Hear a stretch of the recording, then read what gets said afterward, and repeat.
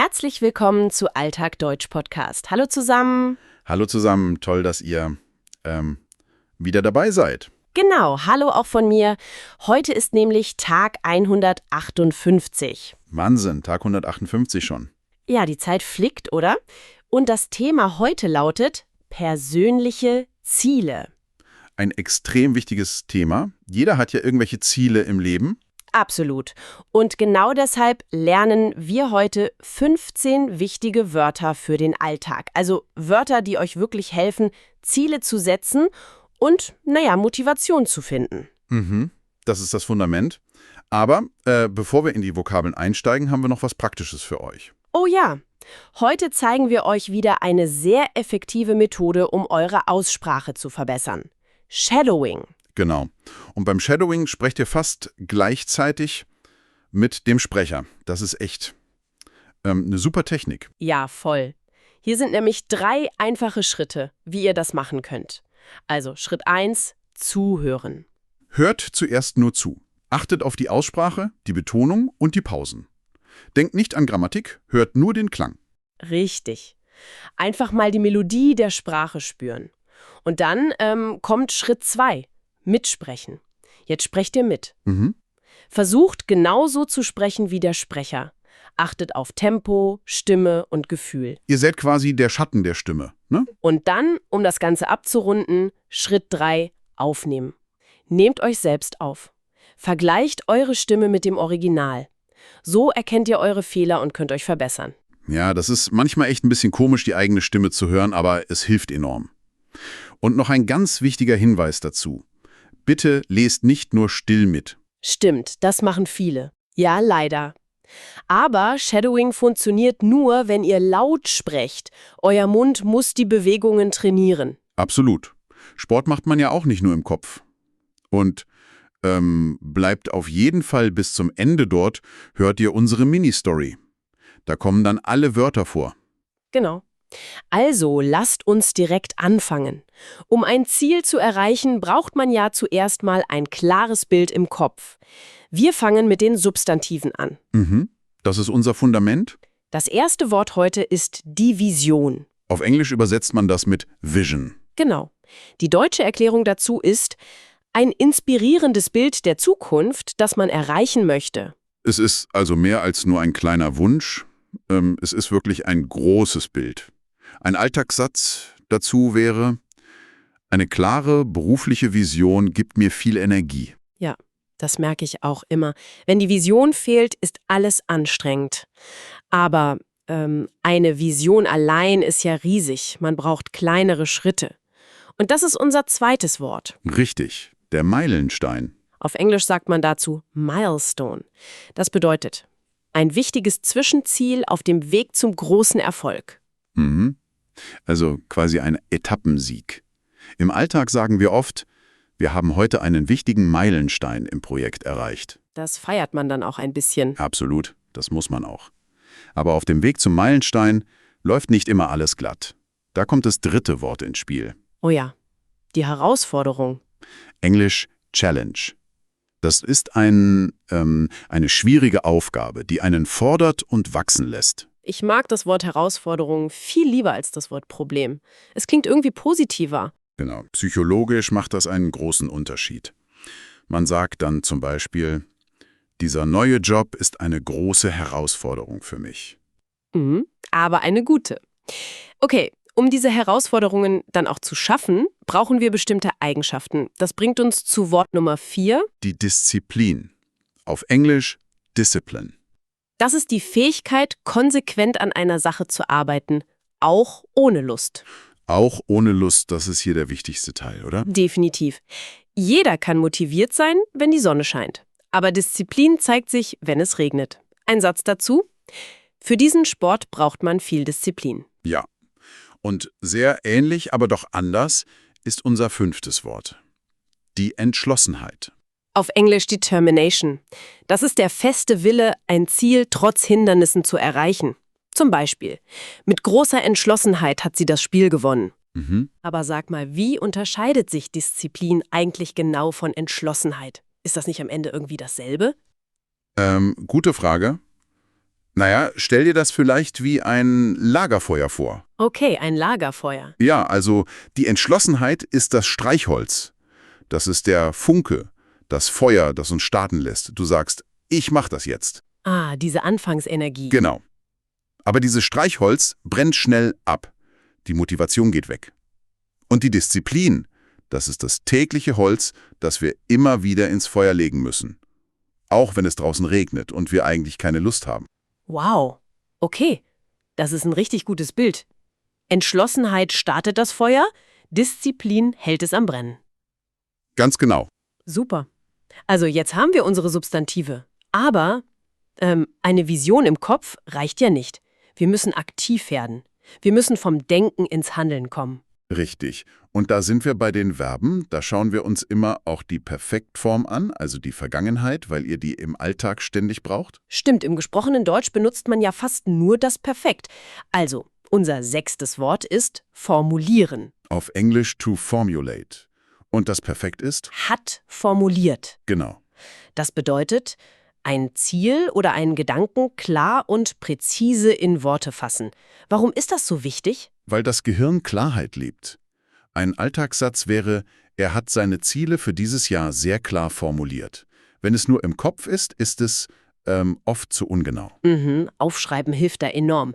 Das führt uns direkt zum 7. Wort, sich festlegen. Das ist im Englischen to commit oneself. Und das Perfekt? Hat sich festgelegt. Das heißt, eine klare Entscheidung für einen bestimmten Weg treffen. Das fällt vielen Menschen echt schwer. Oh ja, man will sich immer eine Option offen halten. Aber das kostet so viel Energie. Man sagt zum Beispiel, sie hat sich endlich auf ein Studium festgelegt.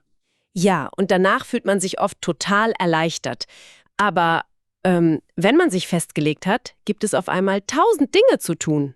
Genau da kommt das 8. Wort ins Spiel. Eines meiner Lieblingswörter. Priorisieren.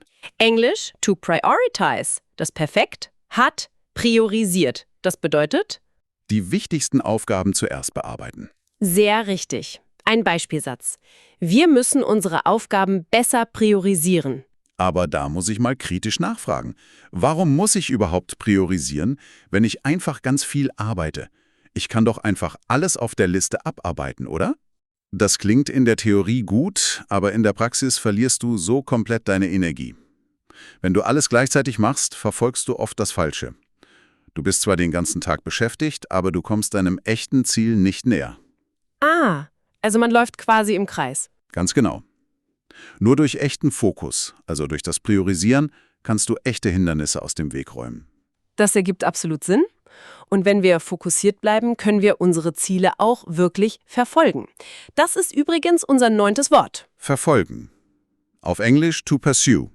Im Perfekt sagen wir, hat verfolgt. Das heißt, an einem Plan oder Ziel kontinuierlich und mit Ausdauer arbeiten. Ein guter Satz für den Alltag. Sie hat ihren Traum, Ärztin zu werden, jahrelang verfolgt. Und am Ende schaffen das auch die meisten, die dranbleiben. Aber auf dem Weg dahin gibt es oft Ängste oder Probleme. Und die muss man beseitigen. Wort Nummer 10. Überwinden. Das ist auf Englisch to overcome. Vorsicht hier beim Perfekt, das ist unregelmäßig. Hat überwunden. Genau, das bedeutet Hindernisse beseitigen oder eine Blockade oder Angst lösen. Zum Beispiel, er hat seine Angst vor dem Sprechen erfolgreich überwunden. Das ist ja auch beim Deutschlernen total wichtig, diese Angst vor Fehlern zu überwinden. Definitiv, man muss einfach reden. Apropos Deutschlernen, wir haben da mal eine kurze Bitte an euch. Wenn euch unser Podcast beim Deutschlernen hilft, dann abonniert gern unseren Kanal und gebt uns einen Daumen nach oben. Genau, das unterstützt uns wirklich sehr. Also, wir haben jetzt die Basis und die Aktionen. Aber wie müssen wir eigentlich vom Charakter her an unsere priorisierten Aufgaben herangehen? Da brauchen wir die richtige Einstellung. Und sprachlich gesehen sind das die Adjektive. Wort Nummer 11 ist ambitioniert. Auf Englisch ambitious. Das heißt, sehr ehrgeizig sein und ein hohes Ziel haben. Zum Beispiel, sein neuer Trainingsplan ist wirklich sehr ambitioniert. Er hat sich da echt was vorgenommen. Und oft hört man als Reaktion darauf gleich das 12. Wort. Realistisch. Englisch realistic. Also den Tatsachen entsprechend oder einfach machbar. Der Satz dazu lautet oft, Bitte bleib realistisch bei deinen Plänen. Ja, das ist so der Klassiker. Aber warte mal, das ist doch irgendwie ein Widerspruch, oder? Können Ziele denn gleichzeitig ambitioniert und realistisch sein? Schließt sich das nicht komplett aus? Nein, überhaupt nicht. Das ist ein großer Irrtum. Lass uns das mal am Beispiel eines Marathons anschauen. Okay, ich bin gespannt. Wenn du heute sagst, ich laufe morgen einen Marathon, obwohl du noch nie joggen warst, dann ist das extrem ambitioniert, aber völlig unrealistisch. Ja, da würde man nach 3 Kilometern zusammenbrechen. Genau. Aber wenn du sagst, ich laufe in 2 Jahren einen Marathon, dann ist das Ziel immer noch wahnsinnig ambitioniert. Aber weil du dir genug Zeit gibst, ist es absolut realistisch. Du musst dann eben nur konsequent und beharrlich trainieren. Ah, die Zeit ist also der Faktor, der das möglich macht. Genau. Und da hast du gleich unsere nächsten 2 Wörter benutzt. Wort Nummer 13 ist beharrlich. Auf Englisch persistent. Das bedeutet, nicht aufgeben, sehr ausdauernd bei der Arbeit sein. Ein schöner Alltagssatz. Wenn du beharrlich weiterlernst, wirst du bald fließend Deutsch sprechen. Ja, das stimmt auch wirklich. Und Wort Nummer 14 ist konsequent. Englisch consistent. Also ohne Ausnahmen, genau nach Plan handelnd. Zum Beispiel, er macht jeden Morgen konsequent seine Übungen. Das ist eigentlich das größte Geheimnis für den Erfolg. Diese kleinen, konsequenten Schritte jeden Tag. Und wenn man das alles zusammennimmt, kommt man zu unserem letzten Wort für heute.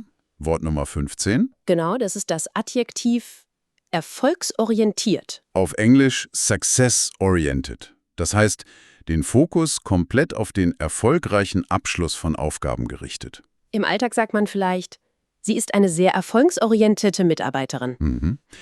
Das waren sie, unsere 15 Wörter.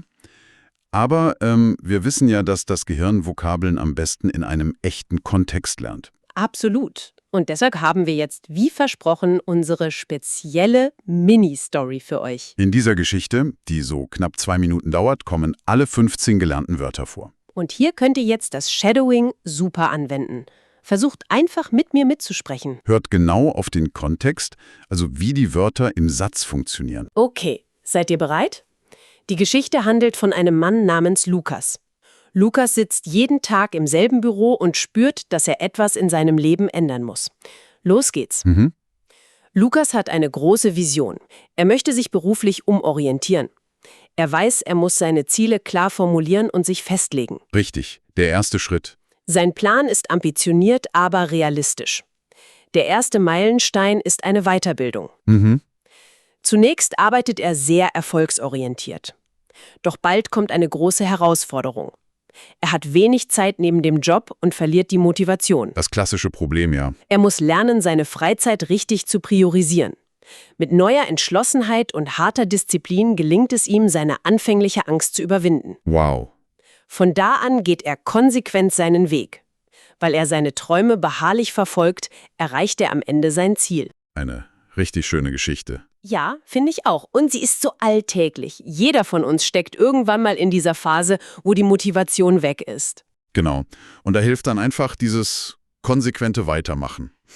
Was wir in der Geschichte gesehen haben, ist ja im Grunde die Blaupause für fast alles, was schwer ist. Auch fürs Sprachenlernen. Absolut. Am Anfang hat man die Vision, dann kommt die Herausforderung und am Ende schafft man es durch Disziplin. Aber eine Sache beschäftigt mich noch. Ein ganz interessanter Gedanke. Was denn? Wir haben heute so viel über das Setzen von Zielen gesprochen, aber es gibt ja auch Leute, die sagen, wir sollten Ziele komplett vergessen und uns nur auf den Prozess, also das System, konzentrieren. Ah ja, das System statt das Ziel. Genau. Also zum Beispiel, wenn mein Ziel ist, ein sauberes Zimmer zu haben, muss ich ewig aufräumen. Aber wenn ich das System aufbaue, einfach ein ordentlicher Mensch zu sein und Dinge direkt wegzulegen, dann passiert das automatisch. Das ist ein toller Gedanke zum Nachdenken für unsere Zuhörer. Vielleicht ist der Weg manchmal wirklich wichtiger als der Meilenstein selbst. Ja, das könnt ihr euch heute Abend mal in Ruhe überlegen. Und um das Gelernte jetzt wirklich zu festigen, seid ihr dran. Schreibt eigene Sätze mit den 15 neuen Wörtern unten in die Kommentare. Genau, wendet sie direkt an. Und vergesst nicht, abonniert den Kanal und gebt einen Daumen nach oben, wenn es euch gefallen hat. Morgen sprechen wir über Reisen und Kultur. Da freue ich dich schon sehr drauf. Das wird ein tolles Thema. Vielen Dank fürs Zuhören. Bis morgen bei Alltagsdeutsch Podcast. Tschüss und einen schönen Tag noch.